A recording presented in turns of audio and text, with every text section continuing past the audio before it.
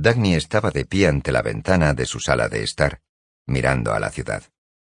Era tarde, y las luces eran como las últimas chispas que quedaban brillando sobre las cenizas de una hoguera.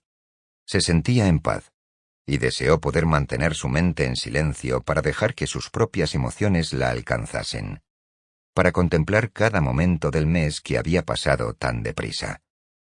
No había tenido tiempo para sentir que estaba de regreso en su propia oficina en Taggart Transcontinental. Tenía tanto que hacer que había olvidado que era un regreso del exilio. No se había dado cuenta de lo que Jim dijo a su regreso, o de si había dicho alguna cosa. Había solo una persona cuya reacción quiso conocer.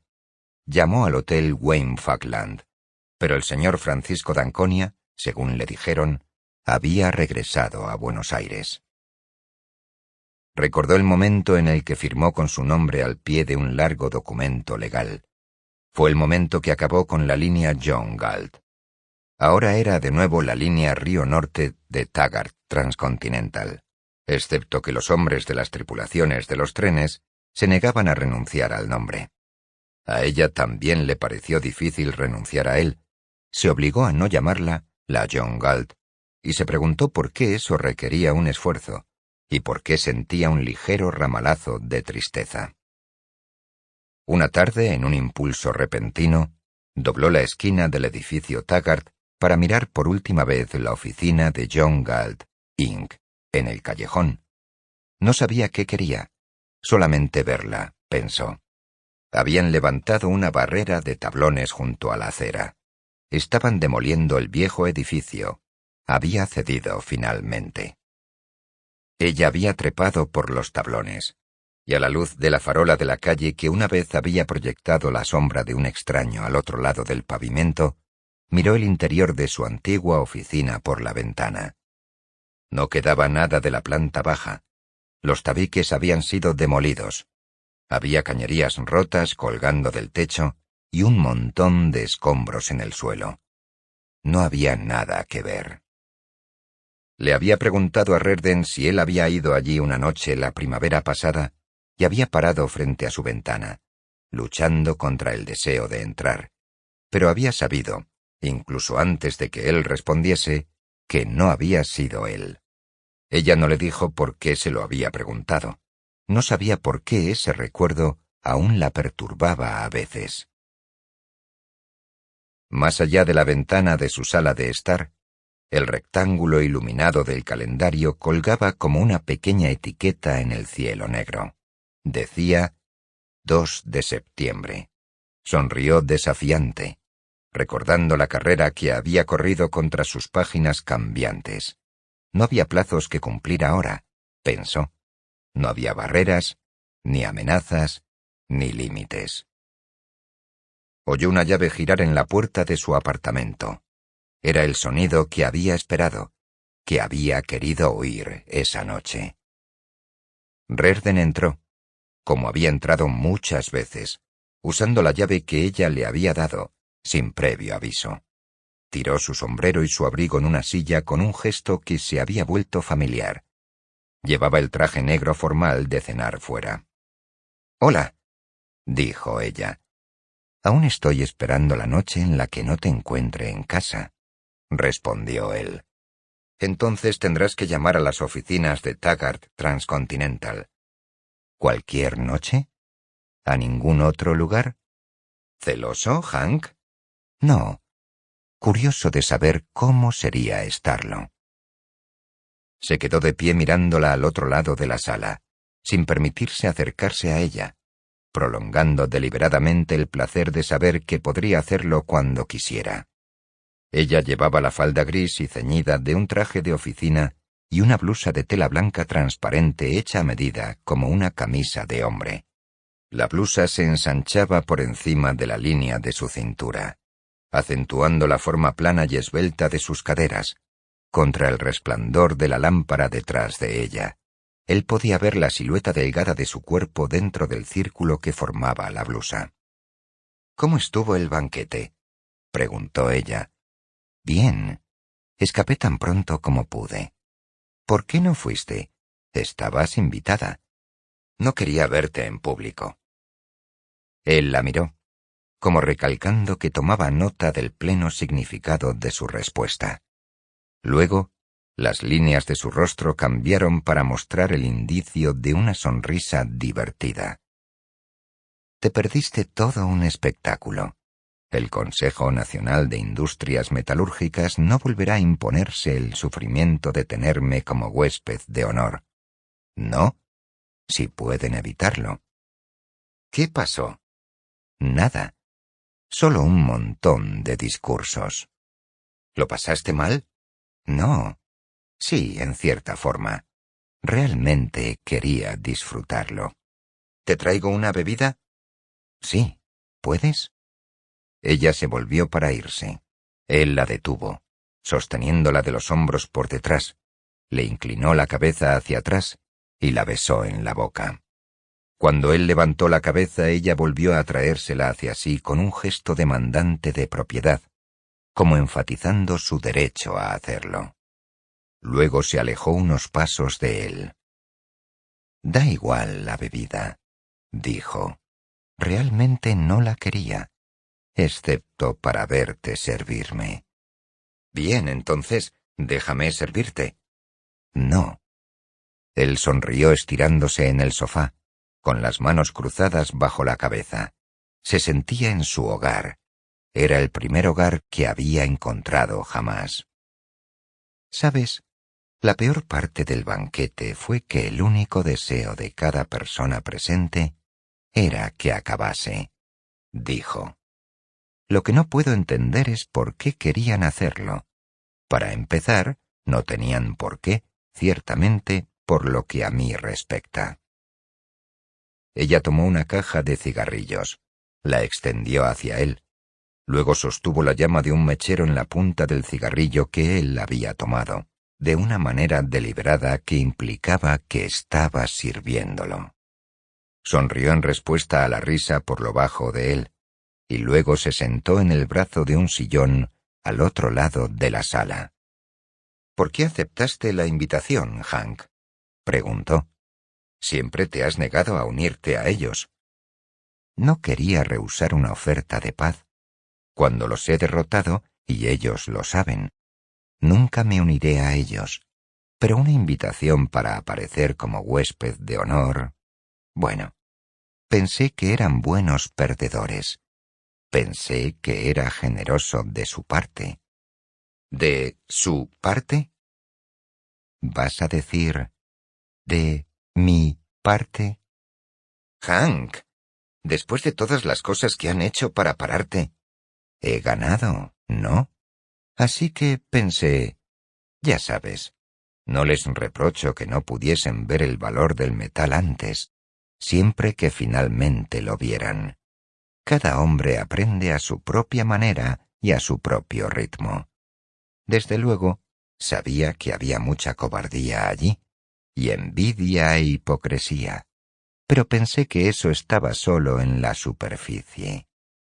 Ahora, después de haber demostrado que tenía razón, y de haberlo demostrado tan elocuentemente, pensé que el verdadero motivo por el que me habían invitado era que apreciaban el metal y... Ella sonrió en el breve intervalo de su pausa. Sabía la frase que él se había abstenido de pronunciar, y por eso le perdonaría cualquier cosa a cualquiera. Pero no era eso, dijo, y no conseguí descubrir cuál era su motivo. Dagny, no creo que tuvieran ningún motivo en absoluto. No dieron ese banquete para complacerme, ni para obtener algo de mí, ni para guardar las apariencias ante la opinión pública. No había ningún propósito, ningún significado. Realmente no les importó cuando criticaron el metal. Y sigue sin importarles ahora. Realmente no tienen miedo de que yo los expulse a todos del mercado. Ni siquiera eso les importa lo suficiente. ¿Sabes lo que pareció ese banquete? Es como si hubiesen oído que hay valores que se supone que uno debe honrar. Y eso es lo que uno hace para honrarlos. Así que realizaron los movimientos. como fantasmas arrastrados por los ecos distantes de una era mejor. No, no pude soportarlo. Ella dijo, con el rostro tenso: «¿Y tú no crees que eres generoso?» Él la miró. Sus ojos se iluminaron, convirtiéndose en una expresión de regocijo. «¿Por qué hacen que te enfurezcas tanto?» Con la voz baja para ocultar el sonido de la ternura, ella dijo: «Querías disfrutarlo. Probablemente me lo tengo merecido. No debería haber esperado nada. No sé qué es lo que yo quería. Yo sí. Nunca me han gustado las ocasiones de ese tipo. No veo por qué esperaba que fuese diferente esta vez. ¿Sabes? Fui allí casi sintiendo como si el metal lo hubiese cambiado todo, incluso a la gente». «Oh, sí, Hank, lo sé». Bueno, era el lugar equivocado para buscar cualquier cosa. ¿Te acuerdas? Dijiste una vez que las celebraciones deberían ser solo para quienes tienen algo que celebrar. La punta del cigarrillo encendido de Dagny se paró, suspendida en el aire. No se movió. Ella nunca había hablado con él de aquella fiesta, o de nada relacionado con su casa. En un momento respondió en voz baja: «Me acuerdo». Sé lo que quisiste decir, y yo lo sabía entonces también. Él la estaba mirando directamente. Ella bajó los ojos. Él permaneció en silencio. Cuando habló de nuevo, su voz era alegre. «Lo peor de la gente no son los insultos que reparten, sino los cumplidos. No he podido soportar el tipo de halagos que soltaban esta noche, sobre todo cuando no paraban de decir lo mucho que me necesita todo el mundo. Ellos, la ciudad, el país y el mundo entero, supongo. Por lo visto, su idea del cúmulo de la gloria es tratar con gente que los necesita. No soporto a la gente que me necesita». La miró. «¿Tú me necesitas?» Ella respondió con voz seria: «Desesperadamente». Él se rió. «No, no de la forma a la que me refería. No lo dijiste de la forma que ellos lo dicen». «¿Cómo lo dije?» «Como un comerciante que paga por lo que quiere. Ellos lo dicen como mendigos que usan un bote de hojalata como excusa para exigir». ¿Yo pago por ello, Hank?» «No te hagas la inocente. Sabes exactamente lo que quiero decir». «Sí», susurró ella. Estaba sonriendo. «Oh, al diablo con ellos», dijo él feliz, estirando las piernas, cambiando la posición de su cuerpo en el sofá, acentuando el lujo de la relajación. «No se me da bien lo de ser una figura pública. De todos modos, ahora no importa. No tenemos que preocuparnos de lo que vean o no vean. Nos dejarán en paz. La vía está despejada». «¿Cuál es el próximo proyecto, señor vicepresidente?» «Una vía transcontinental de Metal Redden». «¿Para cuándo la quieres?» «Para mañana por la mañana. De aquí a 3 años es cuando la tendré». «¿Crees que puedes hacerlo en 3 años?» Si la línea John Galt, si la línea Río Norte funciona tan bien como lo está haciendo ahora, va a funcionar mejor.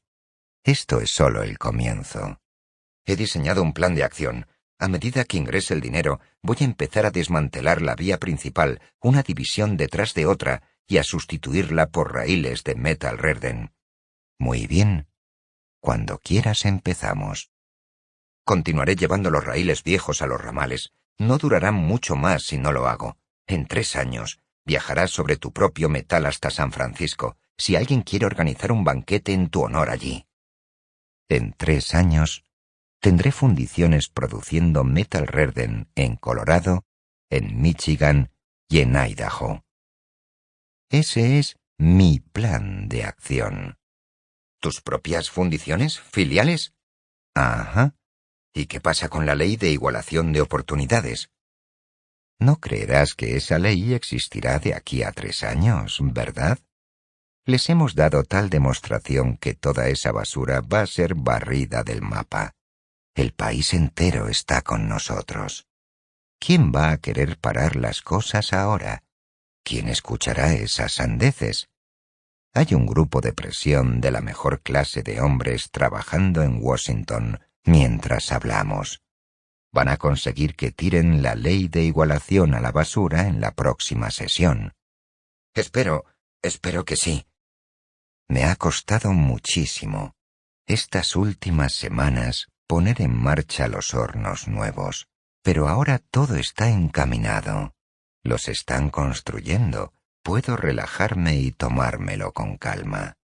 Puedo sentarme en mi escritorio, amasar una fortuna, holgazanear como un vagabundo, ver cómo me llueven los pedidos por el metal y hacer favoritismos por todas partes. Dime, ¿cuál es el primer tren que tienes a Filadelfia mañana por la mañana? Oh, no lo sé. ¿No lo sabes? ¿De qué sirve una vicepresidente de operaciones? Tengo que estar en la fundición a las 7 de la mañana. ¿Hay algo que salga sobre las 6? A las 5:30 es el primero, creo. ¿Me despertarás a tiempo de cogerlo? ¿O prefieres ordenar que detengan el tren para mí? Te despertaré. Ella estaba sentada, mirándolo mientras él permanecía en silencio. Había parecido cansado al entrar. Las líneas de agotamiento habían desaparecido de su rostro ahora. «Dagny», preguntó de repente. Su tono había cambiado. Había una nota seria y oculta en su voz. «¿Por qué no querías verme en público?» No quiero ser parte de tu vida oficial. Él no respondió. Un momento después preguntó casualmente. «¿Cuándo estuviste de vacaciones la última vez?» Creo que fue hace 3 años. «¿Qué hiciste?» Fui a las Adirondacks a pasar un mes. Volví en una semana. «Yo hice eso hace 5 años, solo que fue en Oregón». Él estaba recostado sobre su espalda mirando al techo. «Dagny, tomémonos unas vacaciones juntos. Tomemos mi coche y alejémonos durante unas cuantas semanas, a cualquier sitio, solo conducir, por carreteras secundarias, donde nadie nos conozca. No dejaremos ninguna dirección, no miraremos ni un periódico, no tocaremos un teléfono, no tendremos vida oficial en absoluto». Ella se levantó, se acercó a él, se quedó de pie a un lado del sofá, mirándolo, con la luz de la lámpara detrás de ella. No quería que él viese su cara, y tampoco el esfuerzo que estaba haciendo para no sonreír. «Puedes tomarte unas cuantas semanas, ¿no?», dijo él. «Las cosas están listas y encarriladas ahora. Es seguro. No tendremos otra oportunidad en los próximos 3 años». De acuerdo, Hank, dijo ella, forzando su voz a sonar calma y sin tono. «¿Lo harás?» ¿Cuándo quieres salir? «El lunes por la mañana». Muy bien. Ella se volvió para alejarse. Él la cogió por la muñeca, la bajó hacia él, giró su cuerpo para que quedara estirado por completo, tendido encima de él, y la sostuvo inmóvil, incómodamente, como había caído, con una mano en el cabello de ella, presionando su boca a la de él, su otra mano moviéndose desde los omóplatos bajo la fina blusa hasta su cintura, hasta sus piernas. Ella susurró: «¿Y dices que no te necesito?» Se apartó de él y se puso de pie, apartándose el cabello del rostro. Él seguía tendido, inmóvil, mirando hacia arriba, hacia ella, con los ojos medio cerrados, con un destello brillante de algún interés particular en ellos, intenso y ligeramente burlón. Ella lo miró. Uno de los tirantes de su combinación se había roto. El tirante le colgaba diagonalmente hacia el costado desde el hombro, y él estaba mirando uno de sus pechos bajo la transparente y delgada tela de la blusa. Ella levantó la mano para ajustar el tirante. Él se la apartó de un manotazo. Ella sonrió, entendiendo, en burlona respuesta. Caminó lentamente, deliberadamente, a través de la sala, y se apoyó contra una mesa, mirándolo de frente, con las manos agarrando el borde de la mesa, los hombros echados hacia atrás. Era el contraste lo que a él le gustaba. La severidad de sus ropas y el cuerpo medio desnudo, la ejecutiva del ferrocarril, que era una mujer que le pertenecía. Él se sentó. Se quedó reclinado cómodamente en el sofá, con las piernas cruzadas y estiradas hacia adelante, las manos en los bolsillos, contemplándola con la mirada con la que uno estima el valor de una posesión. ¿Dijo que quería un raíl transcontinental de Metal-Redden, señor vicepresidente? Preguntó. ¿Y qué ocurre si no se lo doy? Ahora puedo elegir a mis clientes y exigir cualquier precio que me plazca. Si esto fuese un año atrás, habría exigido que te acostaras conmigo a cambio. Ojalá lo hubieses hecho. ¿Lo habrías hecho? Por supuesto. ¿Como una cuestión de negocios? ¿Como una venta? Si tú fueses el comprador, te habría gustado eso, ¿a que sí? ¿Y a ti? Sí, susurró ella. Él se acercó. La tomó por los hombros y presionó la boca contra su pecho a través de la fina tela. Luego, sosteniéndola, la miró en silencio durante un largo momento. ¿Qué hiciste con esa pulsera?, preguntó él. Nunca habían hablado de eso. Ella tuvo que dejar pasar un instante para recobrar la estabilidad de su voz. La tengo, respondió. Quiero que te la pongas. Si alguien lo adivina, será peor para ti que para mí. Póntela. Sacó la pulsera de Metal-Redden. La extendió hacia él sin decir palabra, mirándolo directamente, la cadena verde azulada reluciendo sobre su palma. Sosteniendo su mirada, él le cerró la pulsera alrededor de la muñeca. En el momento en el que el broche se cerró bajo sus dedos, ella inclinó la cabeza hacia ellos y le besó la mano. La tierra fluía bajo el capó del coche. Desenroscándose entre las curvas de las colinas de Wisconsin, la carretera era la única evidencia de intervención humana. Un puente precario extendiéndose a través de un mar de arbustos, maleza y árboles. El mar ondulaba suavemente, en una espuma amarilla y naranja, con unas cuantas salpicaduras de rojo en las laderas de las colinas y charcas de restos de verde en las hondonadas, bajo un cielo azul puro. Entre los colores de una imagen de tarjeta postal, el capó del coche parecía el trabajo de un orfebre, con el sol resplandeciendo en su acero cromado y el esmalte negro reflejando el cielo. Dagny se inclinó contra la esquina de la ventanilla lateral, con las piernas estiradas hacia adelante. Le gustaba el amplio y cómodo espacio del asiento, y el calor del sol en sus hombros. Pensó que el paisaje del campo era hermoso. «Lo que me gustaría ver», dijo Redden, «es una valla publicitaria». Ella se rió. Él había respondido a sus silenciosos pensamientos. «¿Para vender qué y a quién? No hemos visto un coche o una casa desde hace una hora». «Eso es lo que no me gusta de aquí», dijo él. Se inclinó un poco hacia adelante con las manos en el volante. Tenía el ceño fruncido.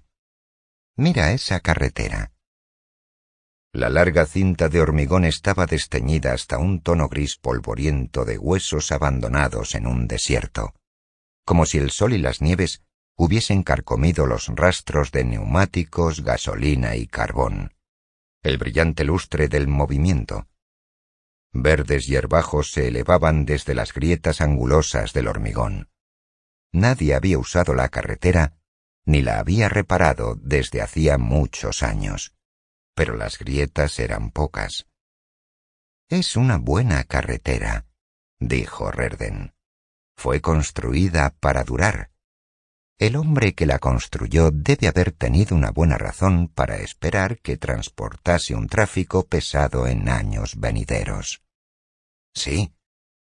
No me gusta la pinta que tiene esto». «A mí tampoco». Entonces ella sonrió. «Pero piensa las veces que hemos oído a la gente quejarse de que los carteles arruinan la apariencia de los campos. Pues ahí hay un campo sin arruinar, para que lo admiren». Y añadió: «Esa es la gente que odio». Ella no quería sentir el desasosiego que sentía como una fina grieta bajo su disfrute de ese día.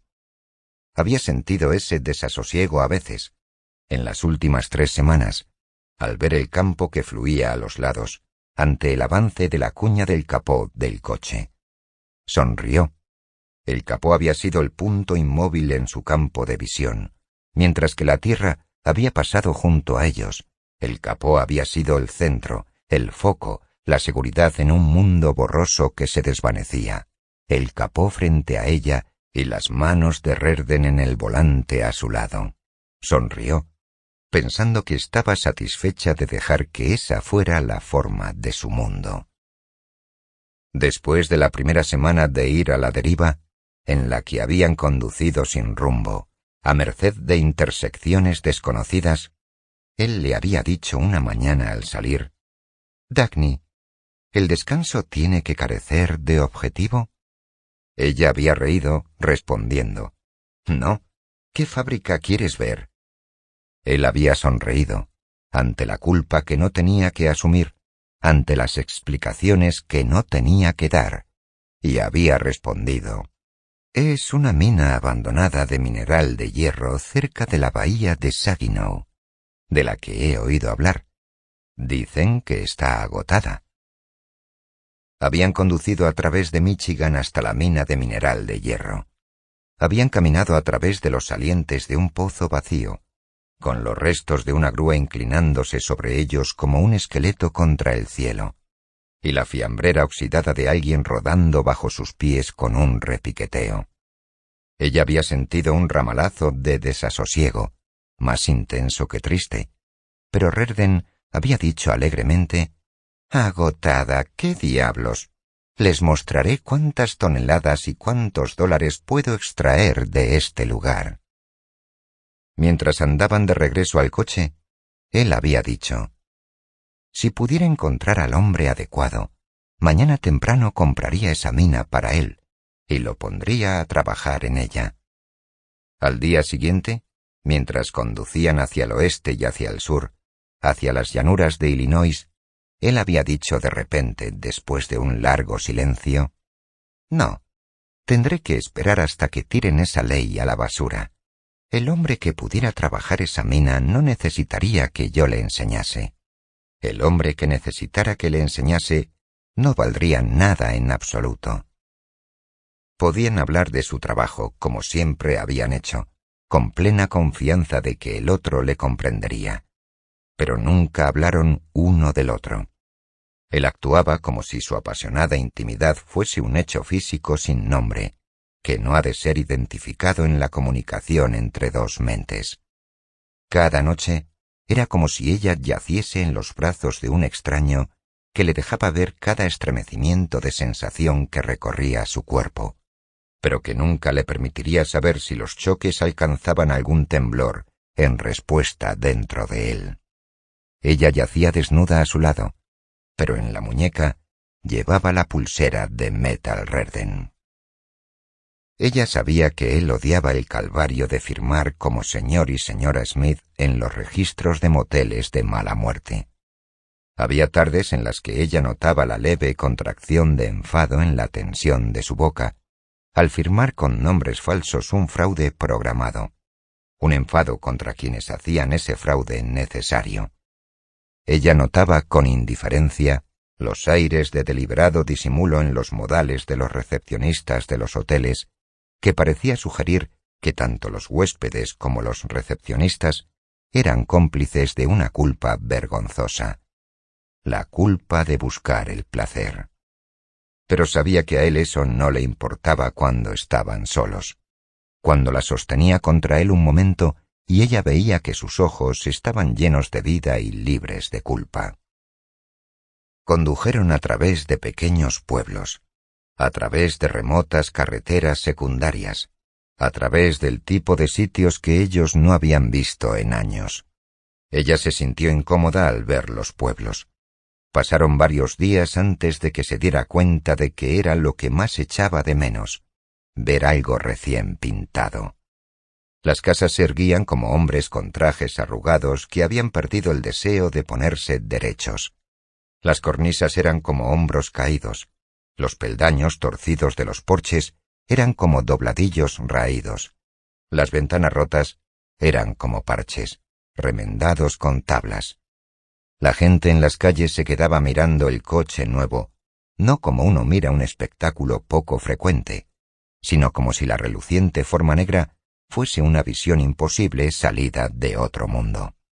Había pocos vehículos en las calles, y muchos de ellos iban tirados por caballos. Ella casi había olvidado el significado literal de caballos de potencia o caballos de vapor, y no le gustó ver esa reminiscencia.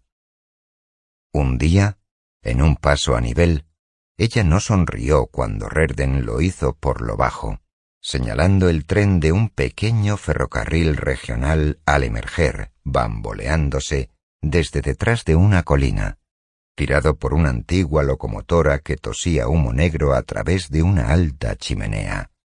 «¡Oh, Dios! Hank, no es gracioso». «Lo sé», dijo él. Estaban a unos 100 kilómetros de distancia, o 1 hora de trayecto, cuando ella dijo: «Hank, ¿te imaginas al Taggart Comet siendo arrastrado a lo largo y ancho del continente por una locomotora de carbón de ese tipo?» «¿Qué te pasa? Contrólate».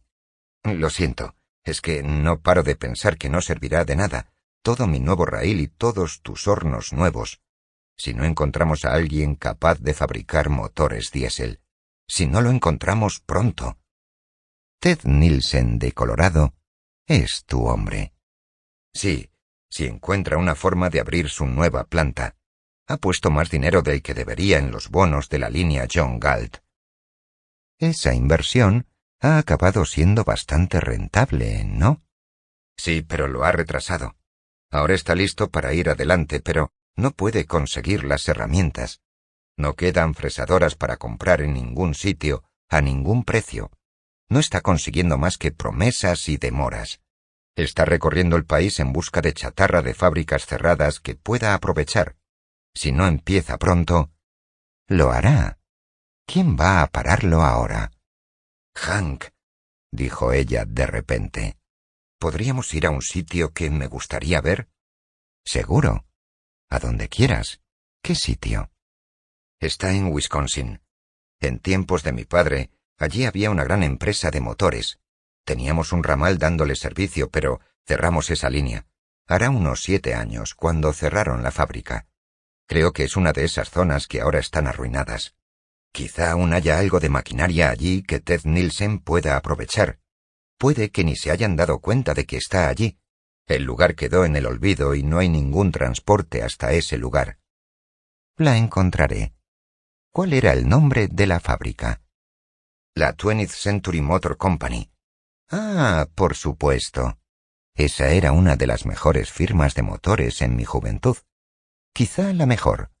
Creo recordar que hubo algo extraño en la forma en que quebró. No puedo recordar lo que fue».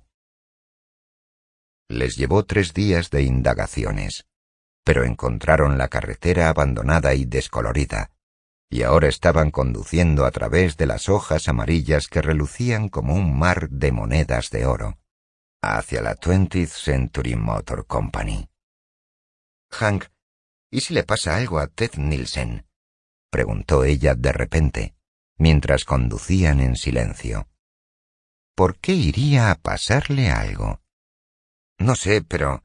Bueno, estaba Dwight Sanders. Desapareció. La United Locomotives está fuera de juego por ahora, y las otras plantas no están en condiciones de producir motores diésel. He dejado de escuchar las promesas y... ¿Para qué sirve un ferrocarril sin fuerza motriz? ¿Para qué sirve cualquier cosa, si vamos al caso, sin ella? Las hojas resplandecían, meciéndose en el viento. Se esparcían a lo largo de muchos kilómetros, desde la hierba hasta los arbustos y los árboles, con el movimiento y todos los colores del fuego. Parecían celebrar una misión cumplida, ardiendo en una abundancia intacta y desenfrenada. Rerden sonrió. Hay algo que decir a favor de la naturaleza salvaje. Está comenzando a gustarme. Nuevas regiones que nadie ha descubierto. Ella asintió alegremente. El suelo es bueno. Mira cómo crecen las cosas. Yo quitaría esos arbustos y construiría un... Y entonces dejaron de sonreír.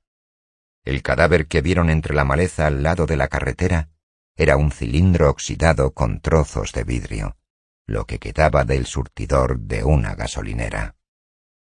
Era la única cosa que quedaba visible. Los pocos postes chamuscados, el bloque de hormigón y el brillo de polvo de vidrio. Lo que había sido una gasolinera habían sido devorados por la maleza. Ahora pasaban desapercibidos, excepto ante una mirada cuidadosa, y desaparecerían totalmente en un año más. Apartaron sus miradas. Continuaron conduciendo sin querer saber qué más se ocultaba bajo kilómetros de hierbajos. Sintieron la misma pregunta como un peso en el silencio entre ellos. La pregunta de cuánto se había tragado la maleza y a qué velocidad. La carretera terminó abruptamente a la vuelta de una colina. Lo que quedaba eran unos pocos trozos de hormigón que sobresalían de un trecho largo y picado de asfalto y barro. Alguien había destrozado el hormigón y se lo había llevado. Ni siquiera las malas hierbas podían crecer en la franja de tierra que había quedado. En la cresta de una colina distante, un único poste de telégrafo se erigía, inclinado contra el cielo, como una cruz sobre una vasta tumba. Les llevó 3 horas y un neumático pinchado arrastrarse a baja velocidad por suelos sin senderos, a través de hondonadas, y luego siguiendo los surcos dejados por las ruedas de carretas, hasta llegar al asentamiento que estaba en el valle más allá de la colina del poste de telégrafos. Aún quedaban en pie unas pocas casas dentro del esqueleto de lo que había sido una vez un pueblo industrial. Todo lo que podía moverse se lo habían llevado, pero algunos seres humanos habían permanecido allí. Las construcciones vacías eran escombros verticales.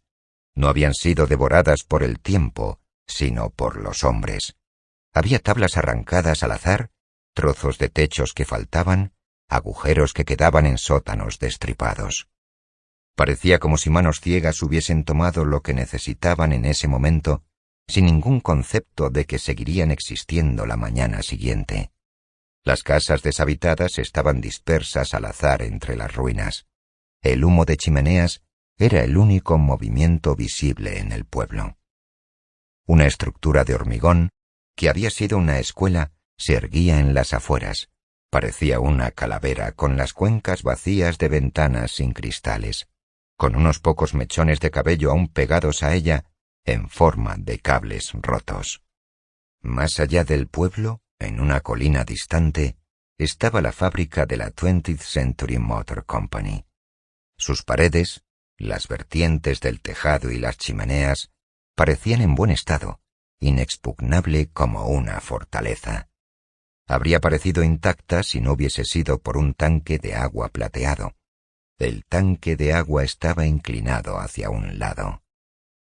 No vieron ningún rastro de carretera hasta la fábrica en el amasijo de kilómetros de árboles y laderas de colinas. Condujeron hasta la puerta de la primera casa que vieron que mostraba una débil señal de humo elevándose. La puerta estaba abierta. Una mujer vieja salió arrastrando los pies al oír el sonido del motor. Estaba encorvada e hinchada, descalza y vestida como una arpillera. Miró el coche sin asombro, sin curiosidad. Era la mirada ausente de un ser que había perdido la capacidad de sentir cualquier cosa, excepto agotamiento. —¿Puede indicarme el camino a la fábrica? —preguntó Reardon. La mujer no respondió de inmediato. Parecía como si no fuese capaz de entender el idioma. —¿Qué fábrica? —preguntó. Reardon señaló. —Esa. —Está cerrada. —Sé que está cerrada. ¿Pero hay alguna forma de llegar allí? —No sé. —¿Hay algún tipo de carretera? —Hay carreteras en el bosque. ¿Alguna por la que un coche pueda pasar? —Puede ser. —Bueno, ¿cuál sería la mejor carretera para ir allí? —No sé. A través de la puerta abierta podían ver el interior de su casa. Había una cocina a gas inservible, con el horno lleno de harapos, haciendo las veces de armario. Había una cocina construida con piedras en una esquina, con unos pocos leños ardiendo debajo de una vieja tetera, y largas manchas de hollín subiendo por la pared. Un objeto blanco estaba apoyado contra las patas de una mesa. Era una palangana de porcelana que había sido arrancada de la pared de algún baño, llena de repollos mustios. Había una vela de sebo en una botella sobre la mesa. No había ya pintura en el suelo. Habían fregado las tablas hasta dejarlas de un gris pastoso que parecía la expresión visual del dolor en los huesos de la persona que se había agachado para fregarlos, y que había perdido la batalla contra la suciedad que ahora empapaba las vetas de las tablas. Una prole de niños harapientos se había juntado en la puerta detrás de la mujer, en silencio, uno a uno. Miraban el coche fijamente, no con la curiosidad radiante de niños, sino con la tensión de salvajes listos para desaparecer a la primera señal de peligro. —¿Cuántos kilómetros hay hasta la fábrica? —preguntó Reardon. 15 kilómetros, dijo la mujer, y añadió, quizá 10. —¿A qué distancia está el pueblo más cercano? —No hay ningún pueblo cercano. —¿Hay otros pueblos en alguna parte? O sea, ¿a qué distancia? —Sí, en alguna parte. En el espacio vacío al lado de la casa, vieron harapos descoloridos colgando de un tendedero, que era un trozo de cable de telégrafo. 3 gallinas picoteaban entre los macizos de un huerto ralo. Una cuarta gallina estaba sentada en una vara que había sido un tubo de fontanería. 2 cerdos se revolcaban en un charco de barro y desechos. Las piedras colocadas encima del fango eran trozos de hormigón de la carretera. Oyeron un sonido chirriante en la distancia y vieron a un hombre sacando agua de un aljibe público con una polea de cuerda. Lo observaron mientras bajaba lentamente por la calle. Cargaba 2 baldes que parecían demasiado pesados para sus delgados brazos. Uno no tenía cómo adivinar su edad. Se acercó y paró, mirando el coche. Sus ojos se dispararon hacia los extraños, y luego se apartaron, sospechosos y furtivos. Reardon tomó un billete de $10 y lo extendió hacia él, preguntando, ¿podría por favor indicarnos el camino a la fábrica? El hombre miró el dinero con hosca indiferencia, sin moverse, sin levantar una mano por él, aún aferrando los 2 baldes.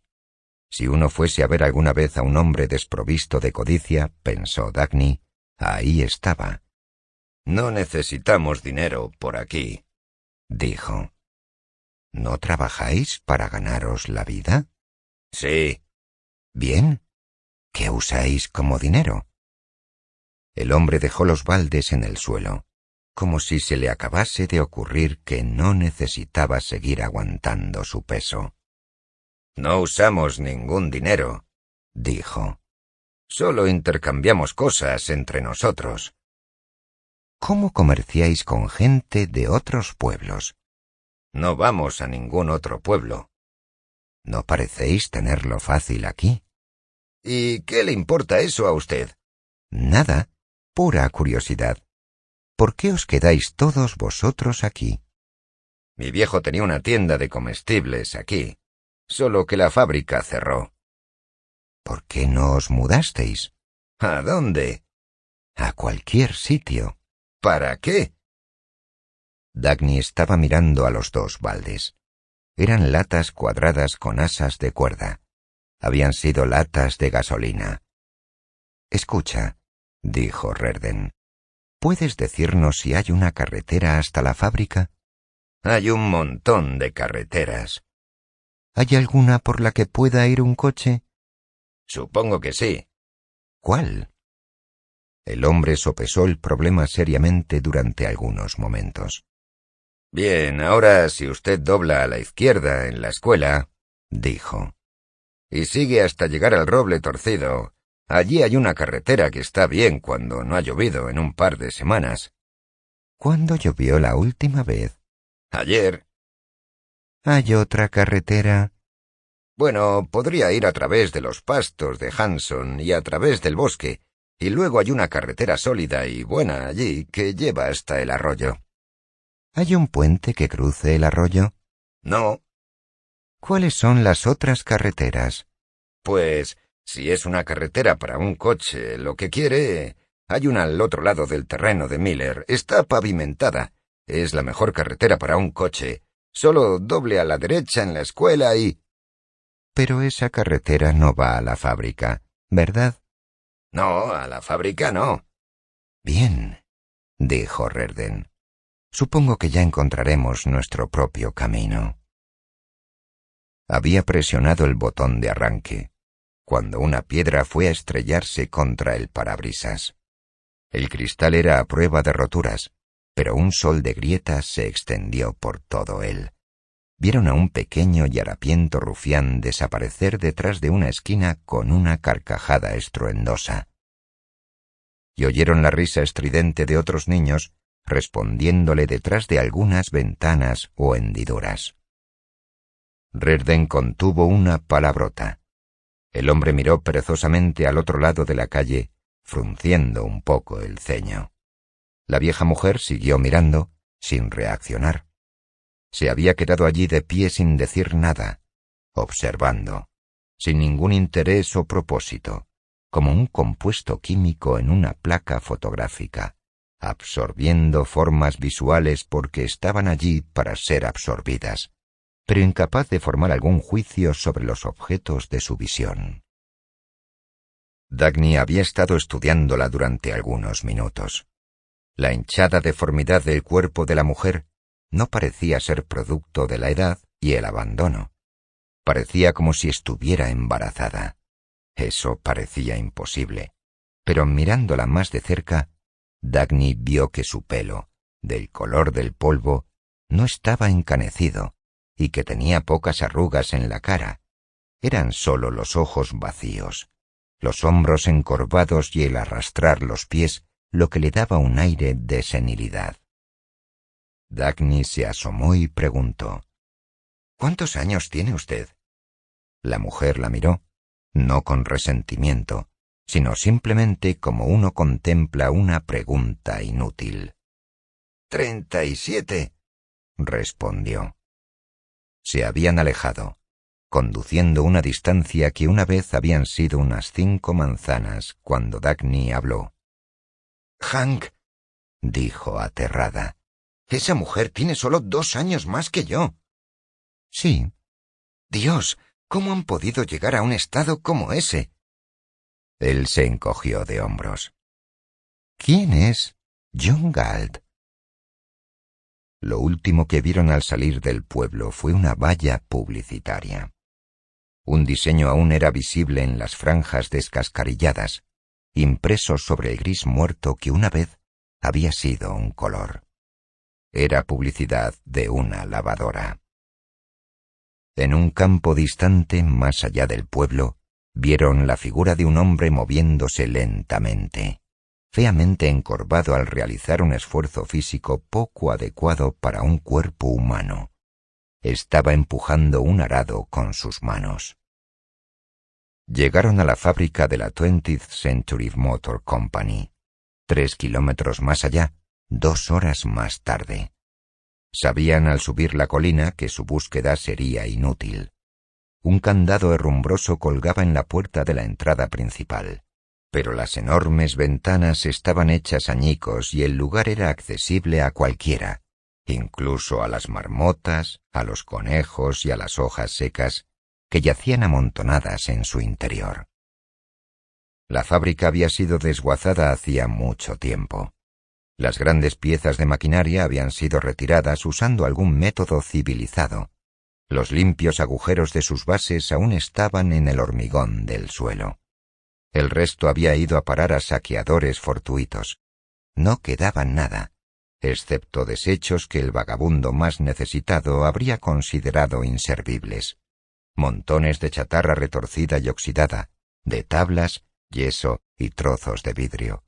Y las escaleras de acero, que habían sido construidas para durar y que perduraban, elevándose en delgadas espirales hacia el tejado. Se detuvieron en el gran vestíbulo de entrada, donde un rayo de luz entraba diagonalmente por una grieta en el techo, y los ecos de sus pasos resonaron a su alrededor, extinguiéndose a lo lejos en hileras de despachos vacíos. Un pájaro salió disparado de entre las vigas de acero y fue volando en una silbante batida de alas hacia el cielo. «Más vale que revisemos todo esto por si acaso», dijo Dagny. «Tú ocúpate de los talleres y yo me ocuparé de los anexos. Hagámoslo lo más rápido posible». «No me gusta dejarte deambular por ahí sola. No sé lo seguros que son esos pisos o esas escaleras». «Oh, tonterías. Sé cómo moverme por una fábrica y entre una cuadrilla de demolición. Terminemos con esto. Quiero largarme de aquí». Cuando ella atravesó los silenciosos patios, en los que aún colgaban puentes grúa de acero sobre su cabeza, trazando líneas de perfección geométrica en el cielo, su único deseo era no ver nada de aquello, pero se obligó a mirar. Era como tener que hacer una autopsia en el cuerpo de la persona amada. Movía su mirada como si fuese un reflector automático, con los dientes fuertemente apretados. Caminó rápidamente. No había necesidad de detenerse en ninguna parte. Fue una de las salas de lo que había sido el laboratorio en la que se detuvo. Fue una bobina de cable lo que hizo que se detuviera. La bobina sobresalía entre una pila de chatarra. Nunca había visto esa particular disposición de cables, aunque le era familiar, como si le despertara la pista de algún recuerdo, vago y muy distante. Tiró de la bobina, pero no pudo moverla. Parecía ser parte de algún objeto sepultado en el montón. Le pareció que la habitación podría haber sido un laboratorio experimental, a juzgar por la función de los restos rotos que vio en las paredes. Una enorme cantidad de tomas de corriente, trozos de cable pesado, cañerías de plomo, tubos de vidrio, armarios empotrados sin estantes ni puertas. Había una gran cantidad de vidrio, goma, plástico y metal en la pila de chatarra, y también esquirlas de pizarra de un gris oscuro, de lo que había sido un pizarrón. Pedazos de papel crujían secamente por todo el suelo. Había también restos de cosas que no habían sido llevadas allí por el propietario de ese laboratorio. Envoltorios de palomitas de maíz, una botella de whisky, una revista confesional. Intentó extraer la bobina de la pila de chatarra. No consiguió moverla. Era parte de algún objeto mayor. Se arrodilló y empezó a escarbar entre la chatarra. Se había cortado las manos y estaba cubierta de polvo cuando finalmente se puso de pie para mirar el objeto que había desenterrado. Eran los restos rotos del modelo de un motor. La mayoría de sus piezas faltaban, pero quedaba lo suficiente para transmitir alguna idea de su forma anterior y de su funcionalidad. Nunca había visto un motor de ese tipo. ni nada que se le pareciese. No conseguía entender el peculiar diseño de sus componentes o las funciones que estaban destinados a cumplir. Examinó los tubos deslustrados y las conexiones de formas extrañas. Intentó adivinar para qué servían, mientras su mente le daba vueltas a todos los tipos de motores que conocía y todos los tipos posibles de función que sus piezas podrían desempeñar. Ninguno de ellos encajaba con el modelo. Parecía un motor eléctrico, pero ella no conseguía entender qué combustible estaba destinado a quemar. No estaba diseñado para vapor, ni para gasolina, ni para nada que ella pudiese nombrar. El grito que ahogó no fue un sonido, sino un estremecimiento que la lanzó al montón de chatarra. Estaba a 4 patas, gateando sobre los escombros, agarrando cada hoja de papel que veía, tirándola, buscando más a fondo. Le temblaban las manos. Encontró parte de lo que había esperado que aún existiese. Era un delgado fajo de páginas escritas a máquina y grapadas, lo que quedaba de un manuscrito. Le faltaban el principio y el final. Los trozos de papel que quedaban grapados mostraban la gran cantidad de páginas que había contenido alguna vez. El papel estaba amarillento y seco. El manuscrito había sido una descripción del motor. Desde el recinto vacío de la central eléctrica de la planta, Reardon oyó la voz de ella gritar: «¡Hank!». Sonaba como un grito de terror. Corrió en dirección a la voz. Encontró a Dagny de pie en medio de una habitación, con las manos sangrando, las medias rasgadas, el traje cubierto de polvo y un manojo de papeles sujetos en la mano. «Hank, ¿qué parece esto?», preguntó, señalando el extraño objeto de chatarra a sus pies. Su voz tenía el tono intenso y obsesionado de una persona aturdida por una conmoción, desconectada de la realidad. «¿A qué se parece?». «¿Estás herida? ¿Qué ha pasado?». «No, no importa. No me mires a mí. Estoy bien. Mira esto. ¿Sabes lo que es?». «¿Qué te has hecho?». «Tuve que desenterrarlo de ahí. Yo estoy bien». «Estás temblando». «Tú también temblarás en un momento. Hank, míralo. Solo mira y dime qué piensas que es». Él miró para abajo. Luego prestó más atención y un momento después estaba sentado en el suelo, estudiando el objeto en detalle. «Es una forma curiosa de ensamblar un motor», dijo, frunciendo el ceño. «Lee esto», dijo ella, extendiendo las páginas. Él leyó, levantó la vista y dijo: «¡Dios mío!». Ella estaba sentada en el suelo a su lado, y durante un momento no pudieron decir nada más. «Fue la bobina», dijo ella. Sintió como si su mente estuviese haciendo una carrera. No podía lidiar con todas las cosas que la repentina explosión había abierto a su visión, y las palabras le salieron amontonadas unas tras otras. «Fue la bobina lo que vi primero, porque había visto dibujos parecidos a eso. No exactamente, pero parecidos hace años, cuando estaba en la facultad. Los vi en un libro antiguo. Abandonaron el prototipo dándolo por imposible hace mucho, mucho tiempo. Pero a mí me gustaba leer todo lo que podía encontrar sobre motores de ferrocarril. Ese libro decía que hubo una época en la que los hombres estaban pensando en ello. Trabajaron en ello, invirtieron años en experimentos, pero no pudieron resolverlo y acabaron abandonándolo. Permaneció en el olvido durante generaciones. Yo no creía que ningún científico vivo hubiese pensado en eso ahora. Pero alguien lo hizo. Alguien lo ha resuelto ahora, hoy. Hank, ¿lo entiendes? Esos hombres hace mucho tiempo intentaron inventar un motor capaz de extraer electricidad estática de la atmósfera, transformarla y crear su propia energía mientras funcionaba. Ellos no lo consiguieron, se dieron por vencidos». Ella señaló la forma rota. «Pero ahí está». Él asintió. No estaba sonriendo. Estaba sentado mirando los restos, centrado en algún pensamiento suyo propio. No parecía ser un pensamiento feliz. «Hank», No entiendes lo que esto significa. Es la mayor revolución en motores eléctricos desde el motor de combustión interna. Más grande que eso. Esto arrasa con todo y hace que todo sea posible. Al diablo con Dwight Sanders y todos ellos. ¿Quién tendrá en cuenta el motor diésel? ¿Quién querrá preocuparse por el gasóleo, el carbón o las gasolineras? ¿Ves lo que yo veo? Una locomotora totalmente nueva con la mitad del tamaño de una unidad diésel y con una potencia 10 veces mayor. Un autogenerador que funciona con unas pocas gotas de combustible, con energía sin límites. El medio de transporte más limpio, rápido y barato jamás concebido. ¿Te imaginas cómo esto transformará nuestros sistemas de transporte y el país en alrededor de un año?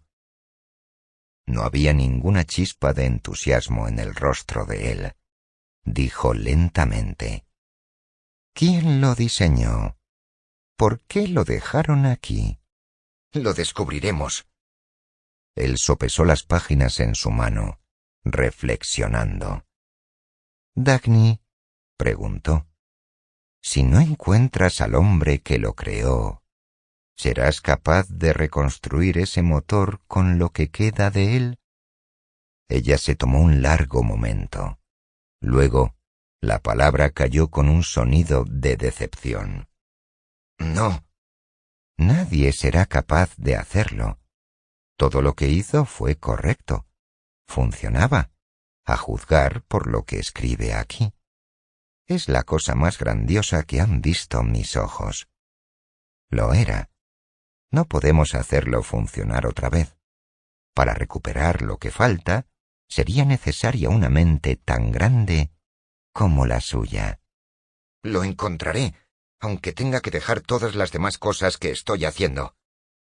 Y siempre que aún esté vivo. Ella oyó la tácita suposición en su tono de voz. ¿Por qué lo dices así? No creo que esté vivo. Si lo estuviese, ¿dejaría un invento de ese tipo para que se pudriese entre un montón de chatarra? ¿Abandonaría un logro de esas dimensiones? Si estuviese vivo, habrías tenido locomotoras con autogeneradores hace años, y no habrías tenido que buscarlo a él, porque el mundo entero conocería su nombre a estas alturas. No creo que este modelo haya sido hecho hace tanto tiempo. Él miró el papel del manuscrito y el deslustre herrumbroso del motor, y añadió: unos 10 años atrás, diría yo. Quizá un poco más. Tenemos que encontrarlo, dijo Dagny. O alguien que lo conociese. Eso es más importante que cualquier otra cosa que cualquiera posea o fabrique hoy día, interrumpió él. Aunque no creo que lo encontremos.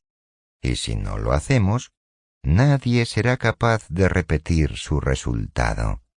Nadie reconstruirá su motor. No queda lo suficiente de él.